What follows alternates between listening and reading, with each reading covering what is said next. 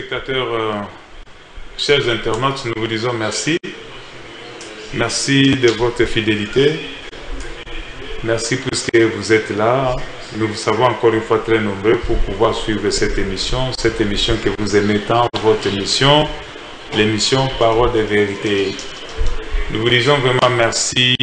Merci de votre fidélité. Merci aussi à notre Seigneur Jésus-Christ. Nous le bénissons aussi du fait qu'il vous a donné, vous et nous, il nous a donné l'occasion d'être là pour pouvoir réaliser cette émission. Comme nous l'avons toujours dit, cette émission, nous ne la réalisons pas nous-mêmes, nous la réalisons ensemble avec vous. C'est pour cela que nous disons merci à tous ceux qui nous ont écrit, nous disons merci à tous ceux qui nous ont appelés, nous disons merci vraiment à tout le monde qui, d'une manière ou d'une autre, a pu nous contacter par WhatsApp pour pouvoir nous appeler et nous donner certaines suggestions. Nous vous disons vraiment merci. Cela étant, l'émission Parole de vérité, nous avons trouvé c'est votre émission. Elle est là, elle est là, elle est là pour vous.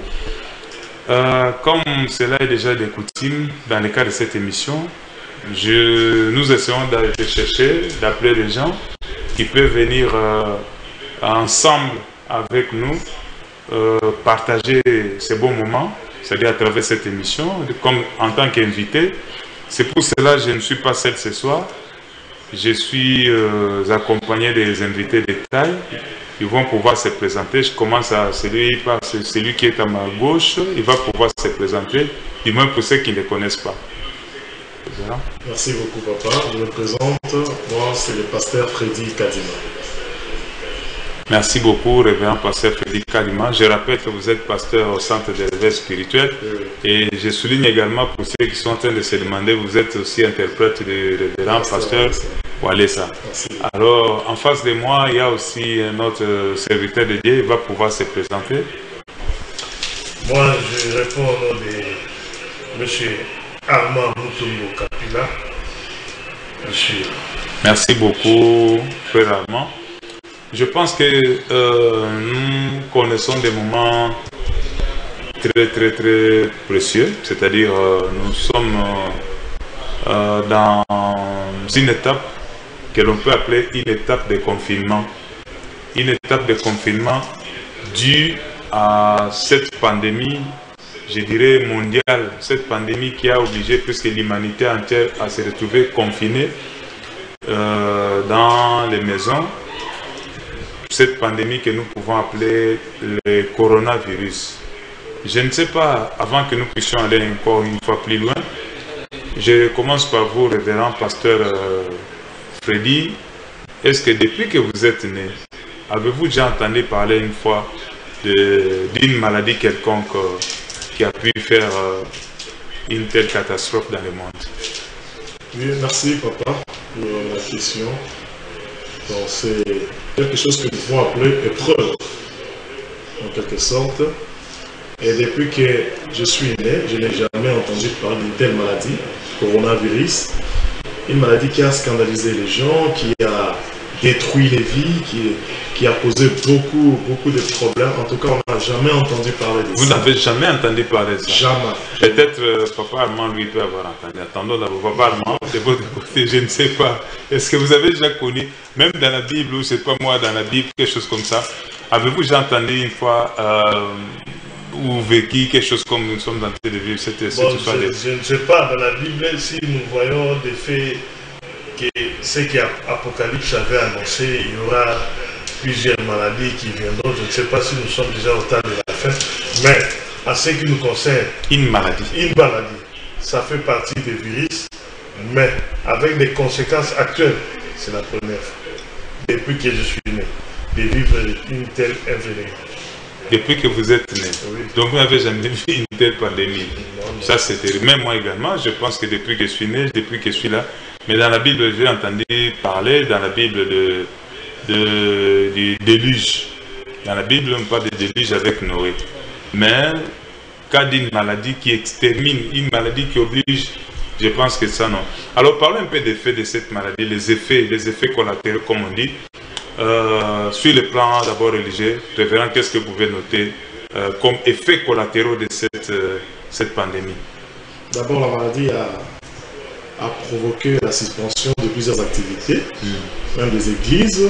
Donc, nous n'avons plus la capacité, bien le moyen de nous réunir comme avant dans nos assemblées, bien dans nos temples. C'est pratiquement impossible. Donc, tout est suspendu. Vous voyez un peu. Une première. En tout cas, c'est la toute première fois. C'est la toute première fois. Les problèmes peuvent surgir. Hein? Des complications peuvent arriver. Par exemple, ça peut atteindre une région. Vous voyez, soit un pays, bien une commune, un secteur, une partie du monde. Une partie, oui. Mais ça, maintenant, ça s'est répandu. Donc, c'est mondial. C'est mondial. Donc, nous vivons une vie uniforme avec tout le monde. Que ce soit ceux qui sont en Europe, en Amérique, partout, les églises sont fermées. En tout cas, c'est catastrophique. Hein. C'est vraiment terrible. Les églises sont fermées. Je rappelle, Papa Armand, que vous êtes cadre à l'INPP, Institut National de Préparation Professionnelle. Sur le plan professionnel, qu'est-ce que vous pouvez dire comme effet collatéraux de cette pandémie? Bon, je pense qu'il y a eu des mesures pour se protéger. C'est comme chez nous à l'INPP, nous avons maintenant ce que nous appelons le service minimum. Même du point de vue enseignement ou quoi, tout est suspendu. Nous travaillons maintenant avec des systèmes de rotation, avec le système minimum, parce que l'État congolais a donné certaines dispositions pour éviter la propagation de la maladie, qu'on puisse réduire le nombre de gens qui devaient prester au milieu professionnel. Mais vous êtes au niveau des limités, vous êtes à limité, vous travaillez bien. À Gombe là-bas, dans la Gombe, la capitale de l'administration congolaise, les machines, les bureaux, beaucoup de choses c'est bloqué ici, c'est confiné, officiellement confiné là-bas. Non, ce sont des mesures préventives aussi pour éviter que la maladie puisse se propager. Donc, on a réduit le nombre d'heures de travail, on a réduit parce qu'en ville là-bas, c'est le siège des institutions. Tout le monde qui quitte leur maison pour aller travailler en ville. Pour éviter la propagation de la maladie, on a suspendu toutes ces activités. Ok, merci beaucoup. Cela étant, révérend, aujourd'hui, l'humanité entière a prié pour pouvoir résister, pour pouvoir combattre cette pandémie. L'humanité a prié, nous avons vu les églises prier, les hommes de Dieu prier et les enfants de Dieu aussi prier. Et ce qui est étonnant, même ceux qui ne savaient pas, ceux qui ne priaient pas, on a vu tout le monde pouvoir prier. Nous avons vu même des chefs d'État prier. Je ne sais pas, nous avons vu aussi la manière de prier, les fardeaux qui étaient dans l'homme de Dieu, le révérend Claude Kabundu Alessa, que nous saluons d'ailleurs, là où il est, nous vous saluons révérend, votre épouse, maman Angèle, ainsi que toute la famille. Comment avez-vous jugé, comment avez-vous vécu ces fardeaux portés par l'homme de Dieu, le révérend Claude Kabundu Alessa, quand même tout le monde priait? Mais apparemment, c'est comme si son fardeau était un peu différent. Je ne sais pas si vous partagez le même point de vue. Oui, oui. Merci beaucoup, papa, pour la question. Et avant de parler, d'abord, j'aimerais premièrement remercier le Seigneur de m'avoir donné un père spirituel comme l'évangéliste Claude Kabundu Alessa. Et je le bénis aussi, là où il se retrouve maintenant. Papa, en tout cas, que le Seigneur vous bénisse. Vous voyez, dans les choses de Dieu, ce qui compte plus, c'est l'Esprit de Dieu. C'est ça, ce qui est très capital. Un serviteur de Dieu doit être conduit par l'Esprit de Dieu. Lorsque l'Esprit de Dieu est avec toi, il te parle, parce que l'Esprit de Dieu, c'est Dieu lui-même. Il te parle, il te dirige, il te conduit, il te donne des directives, ce que nous appelons la révélation. Vous voyez? Parce que la révélation est individuelle. La révélation, Dieu peut me dire quelque chose, donc lorsqu'il me dit la chose en question, il a dit qu'à moi. Alors c'est une grâce pour moi, je peux dire. Là, c'est mon point de vue. C'est une grâce pour moi d'avoir un père spirituel comme l'évangéliste Claude Kabundu Alessa. Un homme qui a voulu prier selon le Saint-Esprit, selon l'orientation du Saint-Esprit. Vous voyez? Nous étions là, des fois, sur Internet, on voyait quelques comment on dit, ce que les gens répondaient, ce que les gens disaient. Et ce que je peux dire au peuple de Dieu est que les choses spirituelles, pour bien les comprendre, il faut aussi être spirituel. Donc c'est quelqu'un qui prie, qui ne prie pas par complaisance, mais qui prie poussé par le Saint-Esprit. Et c'est là même que réside la force d'un serviteur de Dieu, la force des enfants de Dieu. En tout cas, pour l'homme de Dieu, le Baptiste Kabouloualé, ça, c'est quelqu'un qui prie avec le Saint-Esprit et selon l'ordre du Saint-Esprit. Donc c'est tout ce que moi je peux dire. Papa Armand, pour comprendre les choses de l'esprit, il faut les comprendre dans une dimension spirituelle, comme vient de le dire le passé. Je ne sais pas si vous partagez ce point de vue. Et nous sommes en train de parler du fardeau que nous avons vu, que nous avons vécu auprès sur l'homme de Dieu, le révérend Claude Kabouloualé. Le fardeau qu'il avait pour ses problèmes. Nous sommes en train de parler un peu de ça. Lui, il a dit que pour comprendre les choses spirituelles, il faut entrer dans une dimension spirituelle. Je ne sais pas si vous partagez ce point de vue. Bon, moi je voulais ajouter seulement quelque chose. Oui. Pour comprendre les choses spirituelles, il faut être spirituel aussi. Pour comprendre les choses spirituelles, il faut être un homme spirituel. Il faut être spirituel. Donc, c'est-à-dire, l'évangéliste Claude Kabouloualé, c'est un homme don. C'est un homme qui a le Saint-Esprit. Quelqu'un qui a le Saint-Esprit, il ne marche pas seul. Il marche selon l'écoute du Saint-Esprit, selon les orientations de Dieu. C'est comme le dimanche, je l'ai suivi, qu'il a dit, c'est Dieu qui m'a parlé. Je parlais avec Dieu. Donc ce n'est pas donné à tout le monde. Donc, lui, il a écouté les orientations de Dieu. C'est pourquoi vous avez vu tout ce qu'il a fait. Ce n'est pas les choses charnelles, ce sont les choses spirituelles. Nous avons vu dans le cadre de ces fardeaux, comme nous le disions tout à l'heure, nous avons vu qu'il a pu porter des sacs, il portait des sacs et quelque chose de curieux. On n'a jamais vu ça, il portait des sacs, il priait, il s'est jeté même des cendres dans le corps, en portant des sacs, en priant. Je ne sais pas comment vous avez jugé cela quand vous avez vu cela. Si la technique elle est prête, elle peut nous balancer aussi certains éléments sur le pasteur qui portait les sacs. Alors oui, vous disiez? J'allais souligner quelque chose. Tout homme de Dieu n'est pas intercesseur. Donc il faut être d'abord aussi un intercesseur. Le pasteur Kabouloualé, en premier lieu, il est aussi intercesseur. Bon? Oui. Il est aussi intercesseur. Donc, il comprend facilement les choses spirituelles. Tout ce qu'il fait là, ce sont des orientations de Dieu. Le Saint-Esprit lui oriente, il lui guide pour lui dire fais ça, il le fait. Si c'était facile, tout le monde allait le faire. Tout le monde allait le faire. Mais ce n'est pas facile. Il a été conduit par l'Esprit. C'est pourquoi il a fait ça. Conduit par l'Esprit, révérend Freddy, conduit par l'Esprit. L'Esprit peut-il conduire quelqu'un jusqu'à se jeter dans les eaux sales?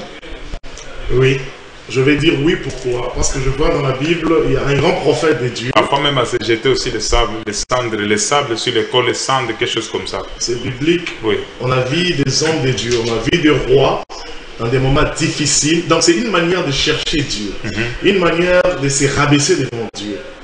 D'abord, avant d'avancer, j'aimerais vous dire quoi?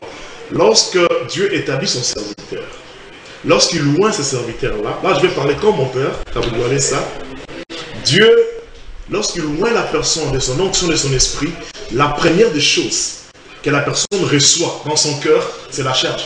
J'ai rejoint Papa Armand, un serviteur de Dieu doit être un intercesseur. Alors, de nos jours, nous voyons, il y a beaucoup de serviteurs de Dieu qui ne sont pas des intercesseurs.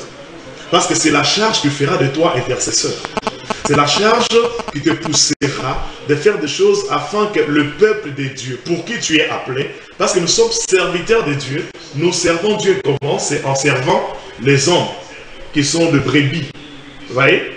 Donc, lorsque tu es serviteur de Dieu, la première des choses, tu dois avoir la charge.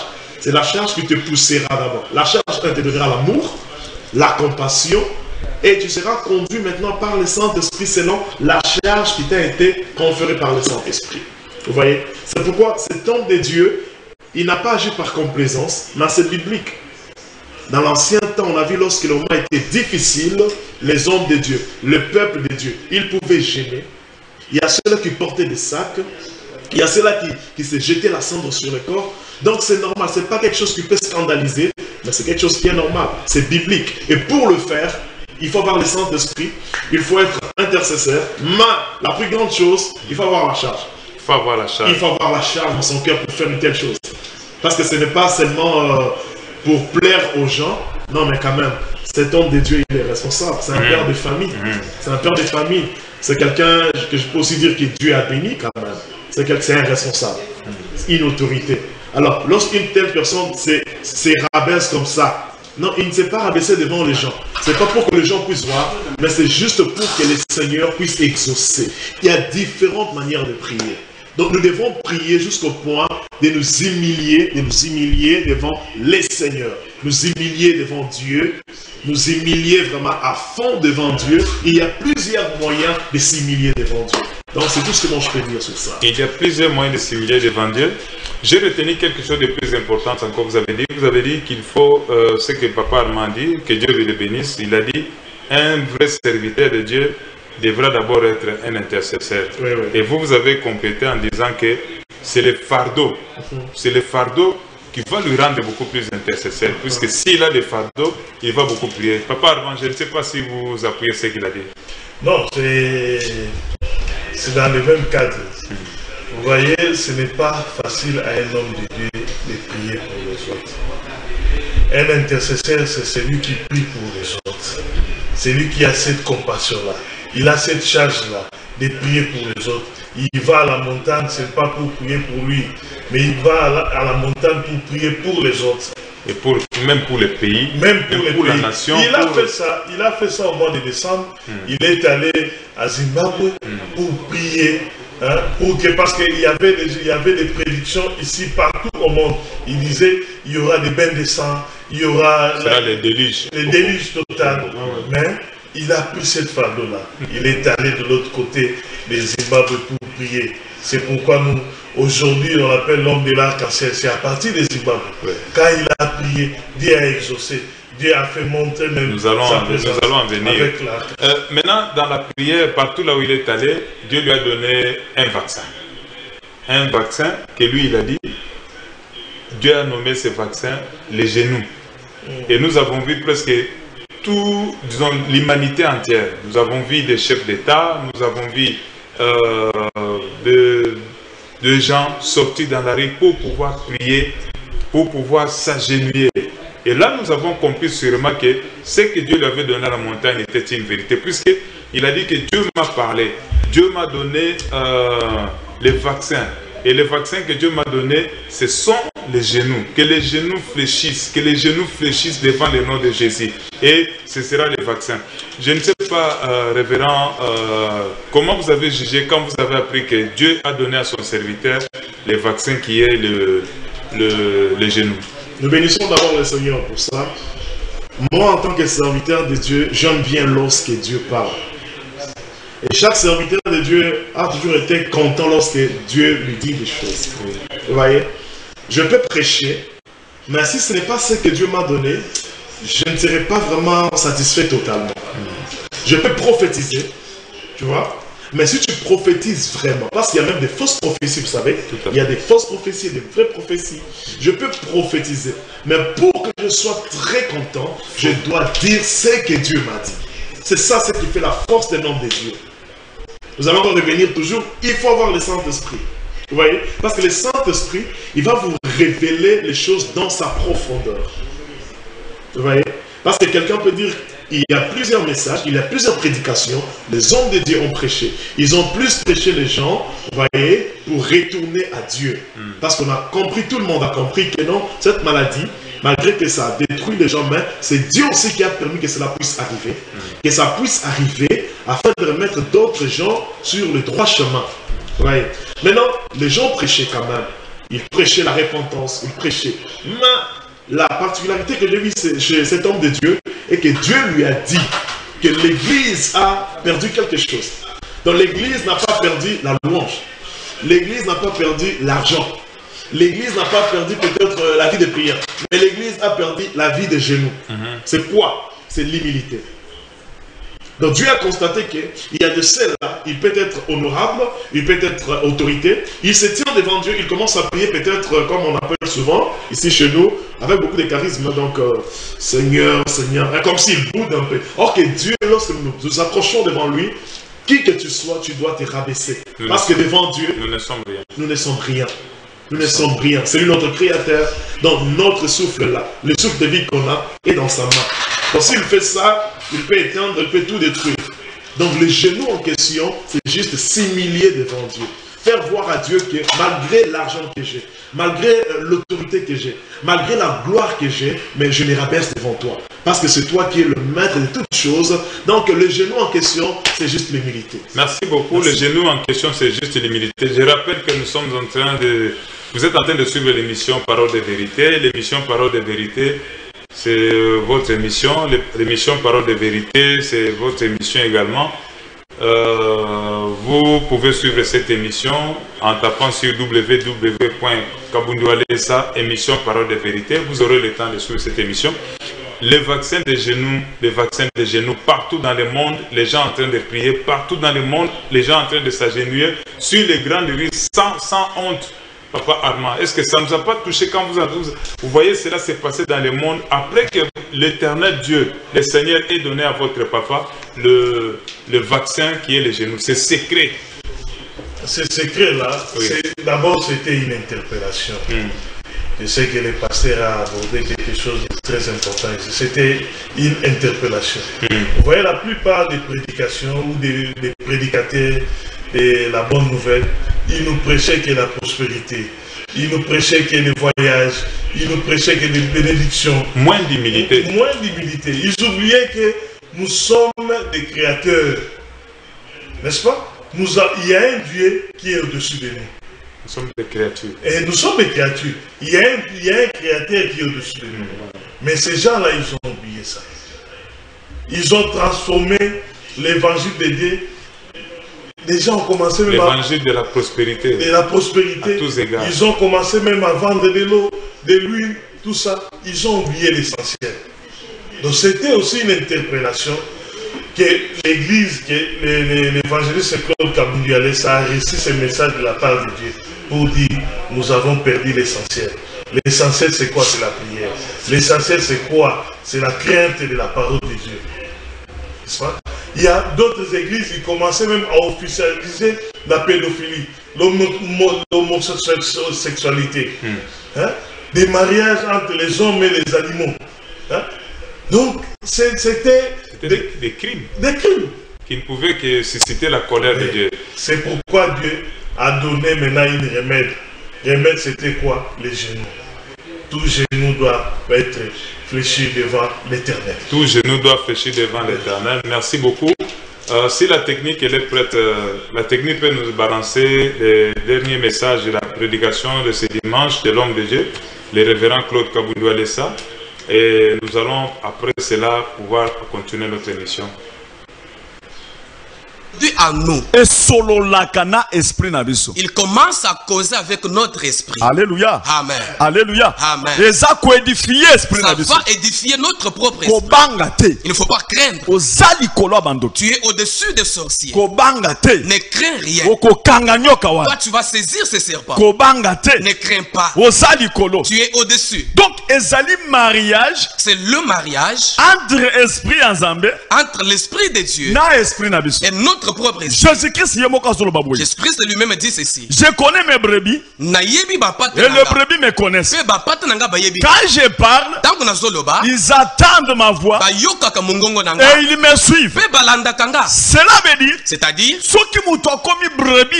lorsque quelqu'un devient la brebis de Dieu, la brebis de Jésus-Christ, il va commencer à entendre sa parole. Et quand il entend sa parole, il va le suivre. Bien aimé, christianisme, le christianisme, c'est le mariage Jésus-Christ entre Jésus-Christ et l'épouse. L'église. Ce qui est l'église. L'église. Il faut tout solo la kananza. Nous devons causer avec Dieu. Pourtant, tout le monde cause avec Dieu. Prophète. Il est prophète. Parce que Dieu lui transmet les choses célestes. Parce que Saint-Esprit a sondé na profondeur en Parce que le Saint-Esprit en lui est en train de sonder même l'esprit de Dieu. C'est comme ça que vous verrez tout le monde qui a l'esprit de Dieu.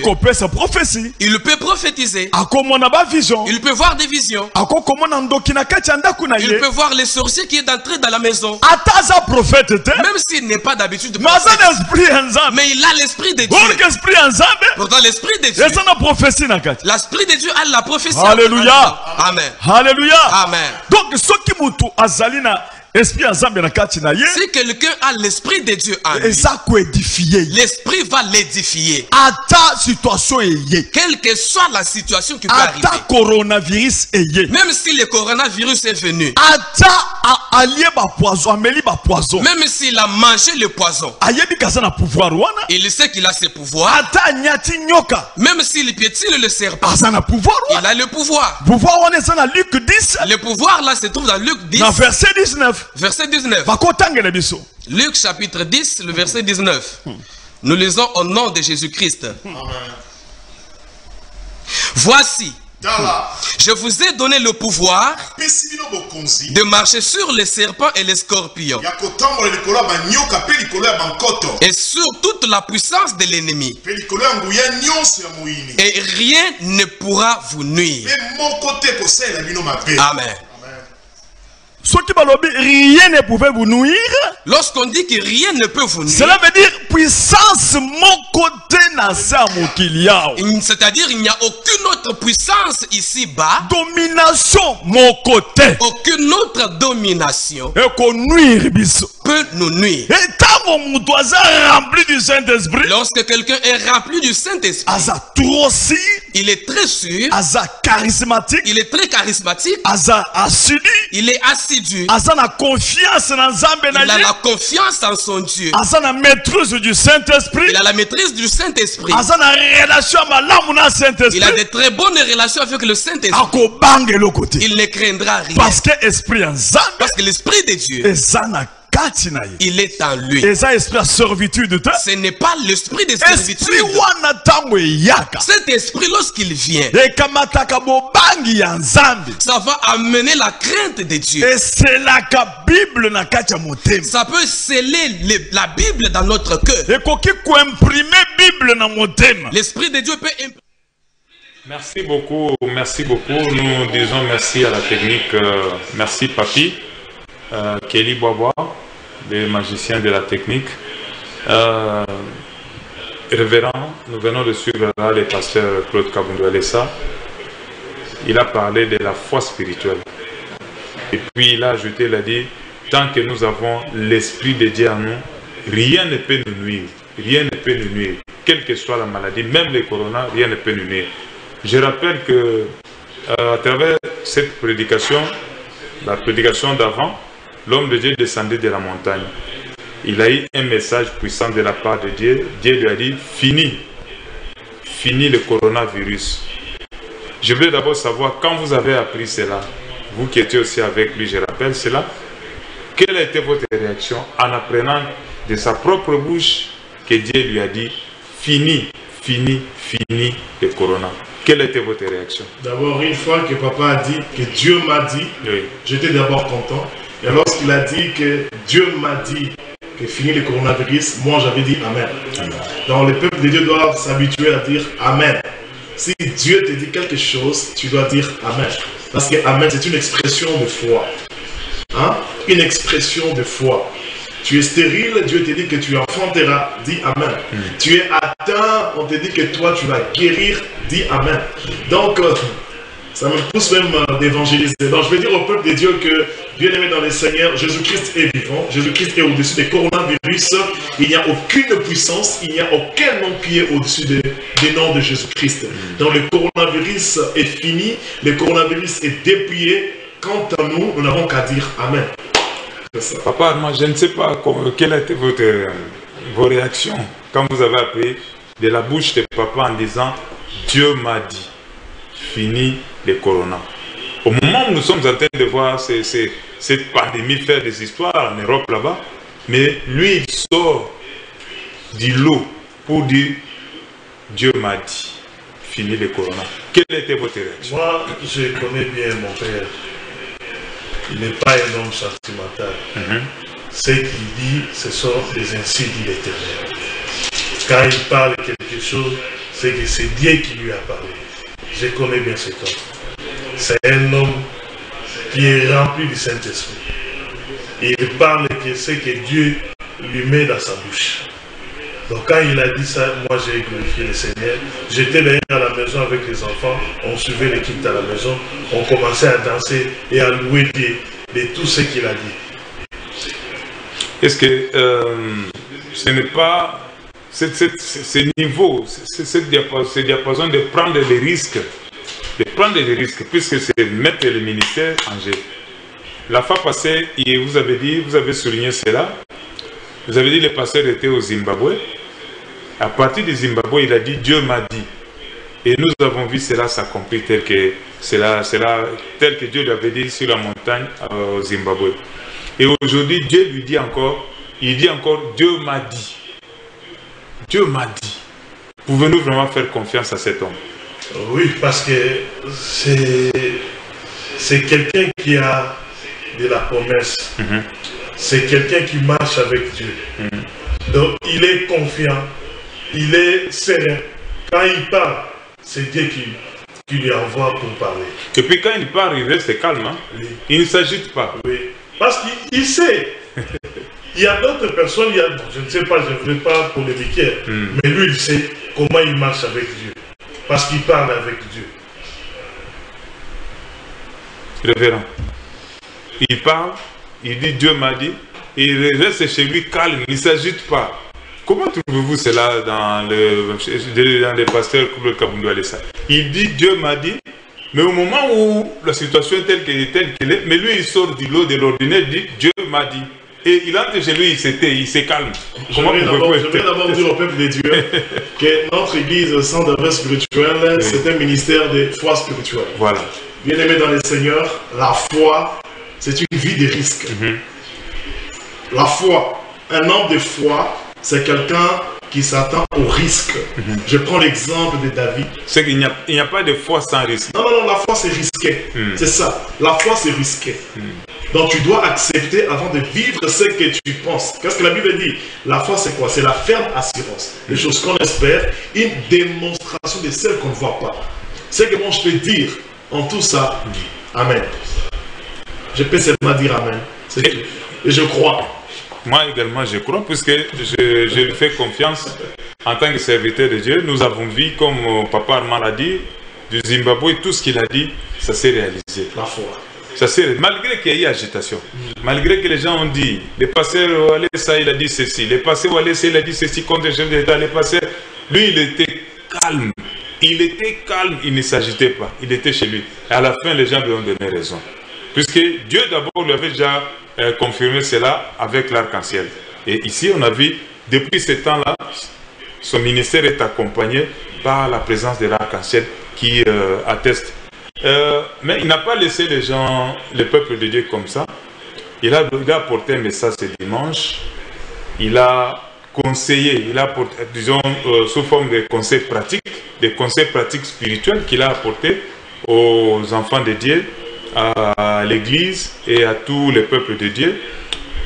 D'abord, il a dit, fini les sacs. Je me débarrasse des sacs. Je ne vais plus porter les sacs. J'allais porter les sacs jusqu'à ce que Dieu me parle. Comme Dieu m'a parlé, je me débarrasse des sacs. Alors il a maintenant demandé aux enfants de Dieu de porter les armures. Les armures, les armures. Je ne sais pas comment pouvez-je juger cela. Et la Bible dit il y a un temps pour toutes choses sous les cieux, donc sur la terre. C'est ça même l'importance d'avoir Dieu. Parce que si tu n'as pas Dieu, tu risques de demeurer dans un système pendant que le temps est déjà expiré. Donc l'importance d'avoir Dieu, c'est quoi?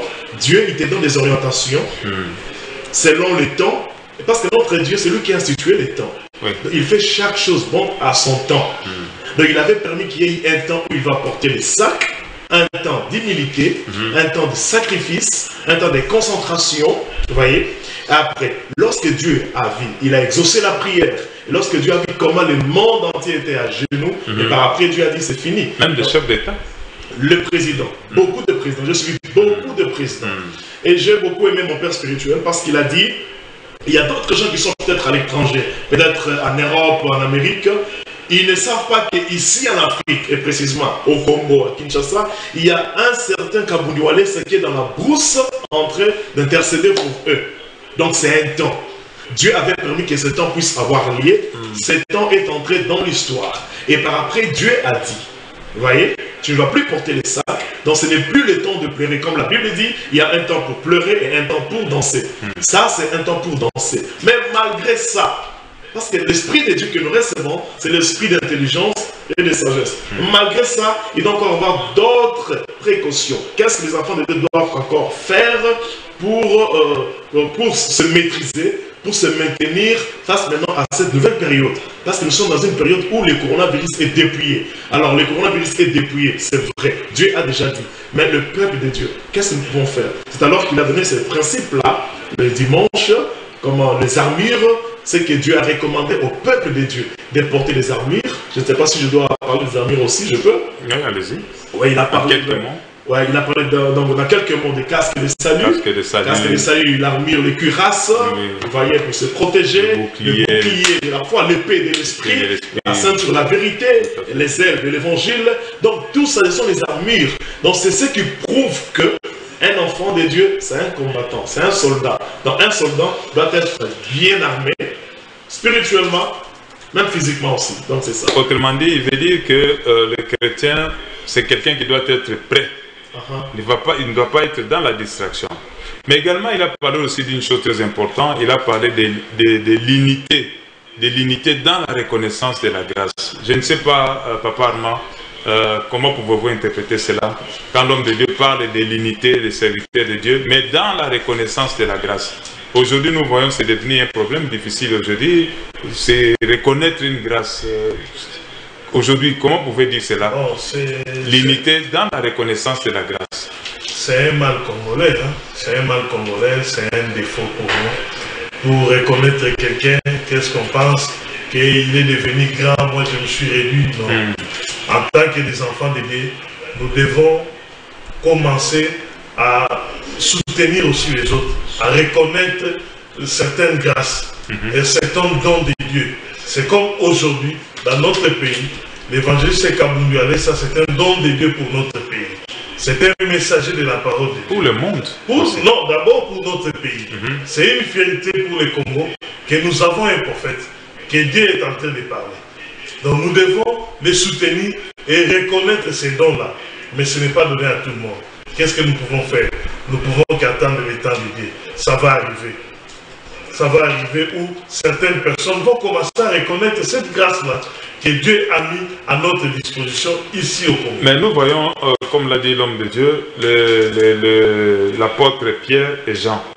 Ils sont devant un lépreux. Ils disent, l'apôtre Pierre dit, c'est que je.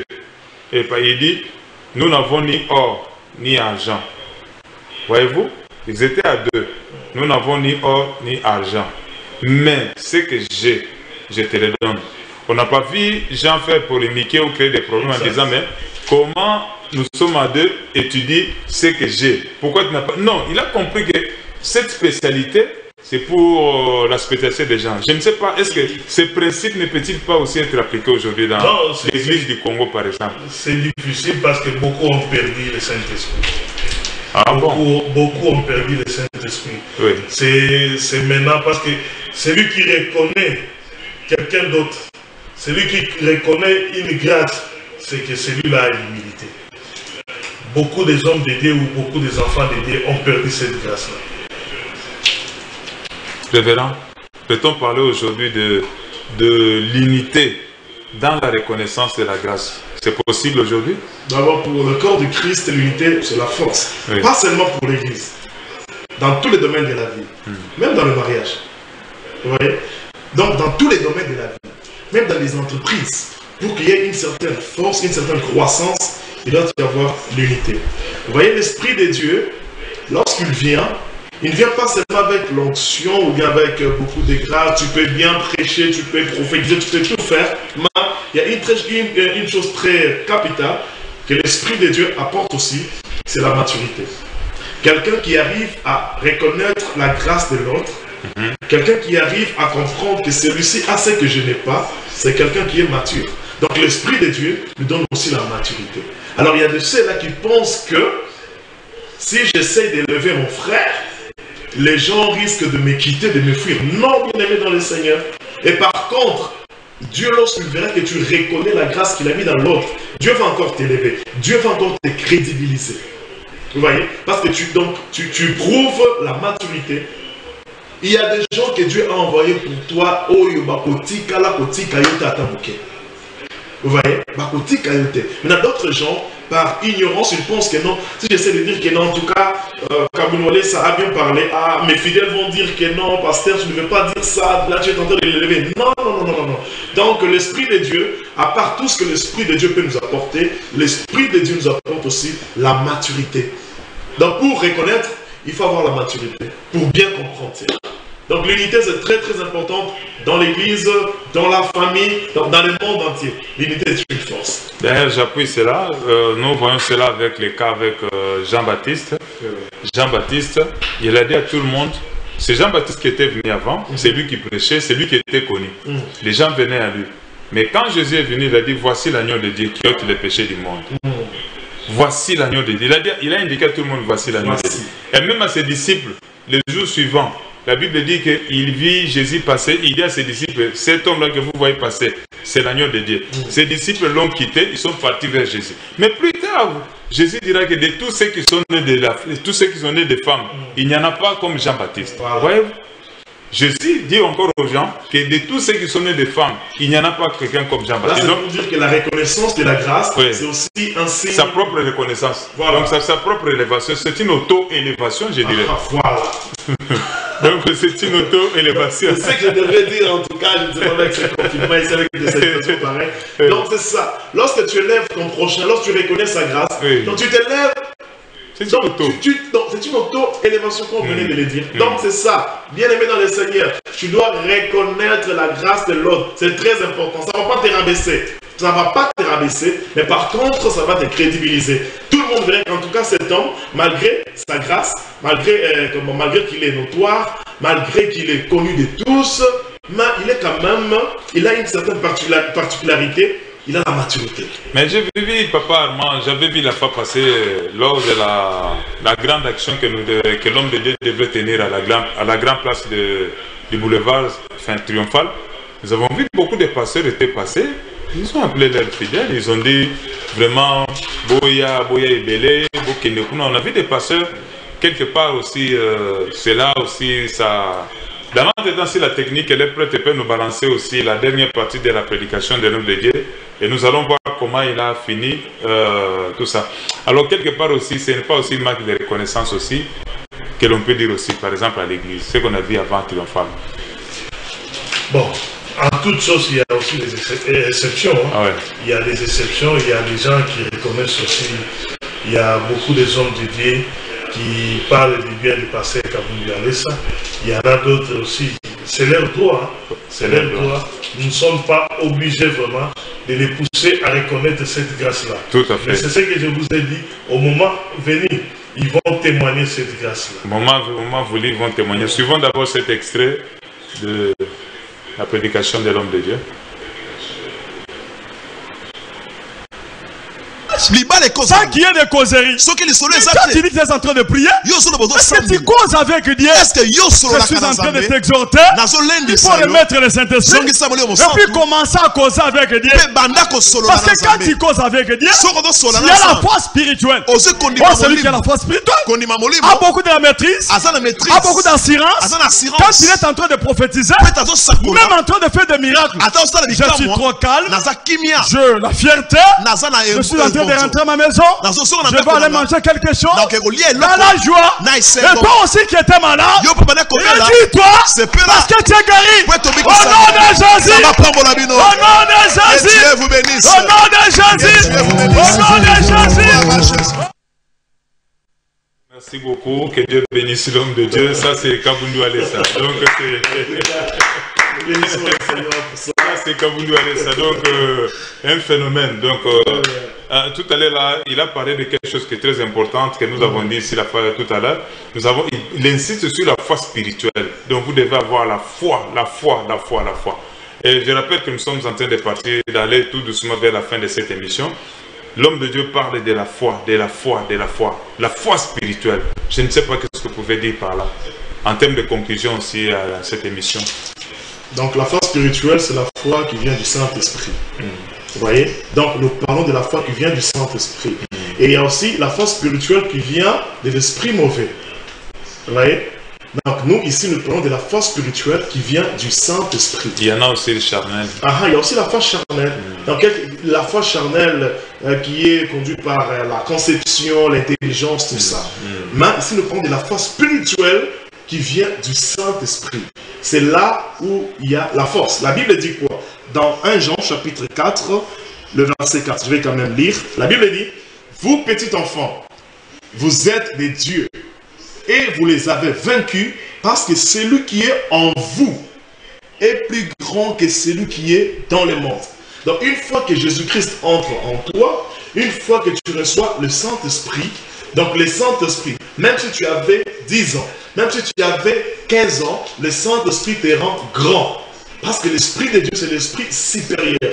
Et la foi que le Saint-Esprit va te donner, ça ne sera pas la foi d'affronter les petites choses. Ça sera la foi d'affronter des grandes choses. Une foi sûre. Une foi sûre, avec beaucoup d'assurance, avec beaucoup de maîtrise, comme il vient de le dire, avec beaucoup de maîtrise. Donc, le Saint-Esprit te parle, tu dis Amen et tu es calme. Même si les gens ne croient pas, même si les gens n'acceptent pas. Mais comme c'est Dieu qui a dit ça, comme c'est Dieu qui a fait ça, tous ces gens-là, comme papa vient de le dire, ils finiront par croire un jour. Ils finiront par accepter un jour. Donc la foi spirituelle dont nous parlons, c'est la foi qui vient du Saint-Esprit.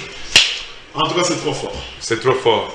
Apparemment, l'homme de Dieu a dit la fois passée, dans sa prédication de la fois dernière, il a dit nous devons avoir les attitudes d'Habakkuk. Les habitudes d'Habakkuk, c'est-à-dire, il a dit, cette prophétie que je vous ai dite s'accomplira certainement. Même si ça tarde, elle s'accomplira certainement. Il a parlé de la part de Dieu, il s'est tué. Maintenant, nous sommes dans l'attente de voir cette prophétie. Qu'est-ce que nous pouvons faire? Pouvons-nous cesser de nous protéger? Pouvons-nous cesser de nous laver les mains? Pouvons-nous cesser de nous protéger? Et dire que non, le pasteur Walesa, il a parlé, c'est fini, on laisse, on ne prend plus le cache-nez, on ne porte plus? Ou bien qu'est-ce que nous pouvons faire? Je pense que le pasteur Walesa avait souligné quelque chose. Chacun a son travail. Lui, il est spirituel.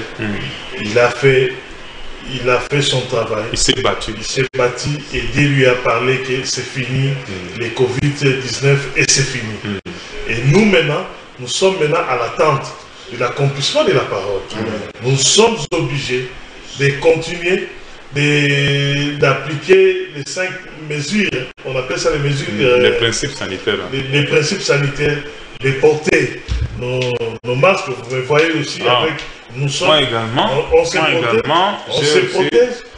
Donc, s'il faut laver, oui, on se lave régulièrement nos mains. Donc, on se protège. On se protège. Dans l'attente de l'accomplissement. Dans l'attente de l'accomplissement de la parole. Nous savons déjà que, parce que chaque jour, ici, chaque matin, chaque soir, nous sommes là pour glorifier le Seigneur. Merci. Parce que coronavirus c'est fini. Merci Seigneur, parce que coronavirus c'est fini. Nous sommes à l'attente, mais tout en pratiquant les mesures d'hygiène. Puisque je rappelle aussi quelque chose de très important, la propriété ne va pas finir avec la fin de Corona. Même après Corona, nous allons continuer avec la propriété, puisque c'est un principe. Et le vaccin que Dieu lui a donné, le vaccin qui est le vaccin des genoux, ça va continuer. Puisque quand on reçoit un vaccin, ça reste éternellement dans le corps. Donc c'est parce qu'un vaccin que nous avons reçu des genoux, ça va rester. les principes sanitaires des propriétés, ça va continuer. Puisqu'on ne va pas dire que non, puisqu'on arrête. Non, je pense que c'est bien compris, le message est bien transmis. Révérend, vous avez un dernier mot, puisque nous sommes vraiment arrivés à la fin. Un dernier mot. Et je rappelle également que il y a un nouveau bébé, un nouveau né chez vous, voilà. Vraiment que Dieu vous bénisse maman aussi, et le nouveau bébé, le nouveau né. Je ne sais pas si vous avez un petit message à la fin de clôturer cette émission. Mais en tout cas, nous bénissons d'abord le Seigneur qui a permis ceci, parce que c'est une surprise. Et pour votre information, donc, je ne savais pas que je serais sur le même plateau avec Papa Armand. Il est mon parrain. Donc c'est mon parrain. Ah bon? C'est mon parrain. Ça c'est une bonne chose. C'est Dieu qui a fait ces choses. Je bénis le Seigneur. Je bénis aussi, je bénis le Seigneur. Je remercie aussi notre Père, l'évangéliste Claude Kabundoualessa. Quant au peuple des dieux, je demande aux enfants des dieux de demeurer dans la prière en restant à genoux, en étant à genoux, c'est pour la vie. Donc nous humilier devant Dieu, c'est ça, c'est très important. L'église corps du Christ, cher peuple de Dieu, soyons dans l'unité, en tout cas marchons dans la foi, parce que la force d'un chrétien, c'est la foi. C'est alors que nous allons réjouir notre Dieu, c'est alors que nous allons plaire à notre roi, l'Éternel des armées. Donc en tout cas, que Dieu vous bénisse, c'est tout ce que moi je peux dire. Merci. Vous avez salué maman, les bébés? Ah, je salue ma femme, maman Rachel Kadima, je salue mon premier fils, donc mon premier fils il s'appelle Israël Kadima Chizubou. Et ma deuxième. Donc mon deuxième enfant, c'est une fille, ma fille qui s'appelle Splendid Meta Kadima. Merci donc, beaucoup. Je vous salue tous, que Dieu vous bénisse. Merci. Mais je rappelle que l'équipe de l'intercession, ils ont les yeux, ils attendent. Je bénis mon président, pasteur Félix Ajim. Je suis pasteur, mais je suis intercesseur. Je suis intercesseur. Je bénis le centre de vie spirituel qui est mon église. Je bénis tous les départements aussi. Que le Seigneur vous bénisse. Merci beaucoup, ils ont suivi. Papa Armand, vous avez quelques mots? Bon, juste pour saluer l'homme de Dieu, l'évangéliste Claude Kabundoualessa, et ainsi que sa femme, maman Angèle. C'est vraiment un homme, bon, les mots me manquent d'ailleurs, mais c'est une bénédiction pour nous, et pour moi et pour ma famille. Je salue mon épouse, maman Judith, ainsi que mes enfants à la maison, et je profite de l'occasion pour souhaiter aussi joyeux anniversaire à mon fils, qui est aussi pasteur, qui fête son anniversaire aujourd'hui, le pasteur Junior.